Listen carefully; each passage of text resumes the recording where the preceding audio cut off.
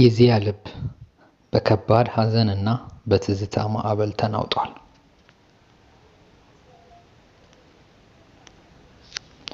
ዚያ በውስጡ ትልቅ ትምህርት አግኝቷል።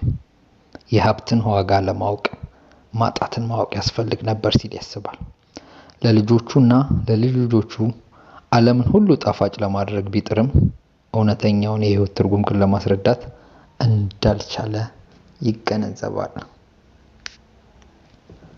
ሰላም ውድ የአትሮኖስ የዩቲዩብ ቻናል ተከታዮቻችን እንደምን ቆያችሁ?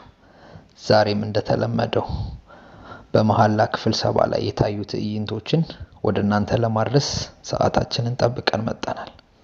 ከዛ በፊት ግን ይህን ቻናል ሰብስክራይብ ያላደረጋችሁ ሰብስክራይብ በማድረግ ቤተሰቦቻችን እንድትሆኑ በአክብሮት እንጠይቃለን። የዚያ ልብ በከባድ ሐዘንና በትዝታ ማዕበል ተናውጧል። በአይኑ ፊት ህይወቱ እንደ ፊልም ጥቅል ሲያልፍ ይታየዋል። የንብረት ባለቤት እንደሆንክ ሆነ ስትኖር፣ ነገር ግን በድንገት እንግዳ መሆንን ታስታውሰዋለህ ሲል ለታይላን በቁጭትና በከባድ የህመም ስሜት ይናገራል። የታላቁ ዚያ ግርማ ሞገስ አሁን ላይ በሞት ጥላ ስር ወድቋል። ለመቴ ሲል ራሱን ለጥይት አሳልፎ የሰጠው ዚያ አሁን በሚያሳዝን ሁኔታ ወደ ቀዶ ጥገና ክፍል እየተወሰደ ነው። ዶክተሮችና ነርሶች በከፍተኛ መረባበሽ ላይ ናቸው። የአንጀት መበሳት በመኖሩና ከባድ የደም መፍሰስ በመከሰቱ አስቸኳይ የቢአርኤች ኔጌቲቭ ደም ፍለጋ ተጀምሯል። መቴ በጥፋተኝነት ስሜትና በፍርሃት እየተንቀጠቀጠ ነው። ይህንን ሁሉ ጥፋት ያመጣው የኦኬሽን ስራ መሆኑን እየታማ ቢሆንም የዚያ ቤተሰቦች ግን በተፈጠረው ነገር በፍርሃትና በምንዴት መካከል ሆነው የዚያን መትረፍ ይጠባበቃሉ። ድንገት ካልተጠበቀ አቅጣጫ እርዳታ መጣ። መቴ ለአባቱ ህይወት ማዳኛ ሲል ራሱን የሰዋውን ዚያን ለማዳን ደሙን ለመስጠት ፈቃደኛ ሆኖ ቀረበ። ይህ የህይወት ዕዳ ሳይሆን የልብ ዕዳ እንደሆነ በኩራት ይናገራል። በቀዶ ጥገናው ክፍል ውስጥ ግን አንድ እንግዳ ነገር ተፈጠረ። ሁኔታዎች የከፋ ሆኑ። የዚያ የደም ግፊት ከሚባለው በላይ ዝቅ አለ። የልብ ምቱም ሙሉ በሙሉ በሚባል ደረጃ ማቆም ጀመረ። ዶክተሮቹ በኤሌክትሪክ ንዝረት የልብ ምቱን አንዴ በ200 ሲቀጥልም በ300 ጁል እየሰጡ ይረባረቡ ጀመር። በውጭ ያሉ የቤተሰቡ አባላት የዚያ የልብ ምት መቆሙን ሲሰሙ ራሳቸውን ስተው ማልቀስ ጀመሩ። በዚህ የሞትና የህይወት መስመር መካከል የዚያ ነፍስ ወደ ሌላ ዓለም ተሻግራ ነበር። ፈረንጆቹ እንደሚሉት ብላክ ስሚዝ። እዚያም በጣም የናፈቀውን ሜሞን አገኘው። ዚያ የመሄጃው ጊዜ ደረሰ። ሜሞ ሲል ጠየቀው። እዚህ ያለው ሰላም ማራኪ ሆኖለታል። ጠቦች ሁሉ አብቅተዋል፣ ጥሎች ቀርተዋል። ነገር ግን ሜሞ ወንድሜ ቤተሰብ አንተን ያስፈልገዋል ሲል ያሳስበዋል። ዚያ ግን አቲፍ ለሁሉም ነገር እንደሚበቃ በማሰብና ድካሙና እረፍት መሻቱን ይገልጻል። በምድር ላይ ግን ዶክተሮች ተስፋ ሳይቆርጡ የታካሚውን ህይወት ለመመለስ መታገላቸውን እንደቀጠሉ ነው።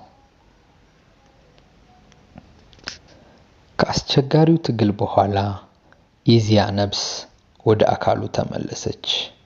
በአንድ ሳምንት ውስጥም አስገራሚ ማገገም አሳይቶ በሁለት እግሩ መቆም ቻለ። ይህ በእንዲህ እንዳለ ሆስፒታል ውስጥ የነበሩ የቤተሰቡ አባላትና ጓደኞቻቸው ያለፈውን የድሮ ጊዜ ትዝታዎችን ማንሳት መጫወት ጀመሩ። መቴ ድሮ አያቱ የሰጠቻቸውን ቅጣቶች፣ በትምህርት ቤት ዝግጅት ላይ የዳክዬ አልባሳት ለብሶ መድረክ ላይ የወጣበትንና ጓደኞቹም ጥለውት የጠፉበትን አስቂኝ ትዝታዎች እያነሳ ይከራከራል፣ ይጫወታል። ፍሊዝም ስትመጣ የድሮ አዝራ የዚያን መነጽር የሰበረችበትን እንዲሁም አንጄላ ጥፋቷን ራሷ ላይ የወሰደችበትን የልጅነት አጋርነት አስታውሰው መጫወታቸውን ቀጠሉ። ይህ የሞት አደጋ በሰዎች መካከል የነበረውን ቂምና ቅናት ማቅለጥ ጀመረ። ጉልታንና ፍሊዝ በመካከላቸው የነበረውን አለመግባባትና ቅናት አንስተውም በግልጽ ተነጋገሩ።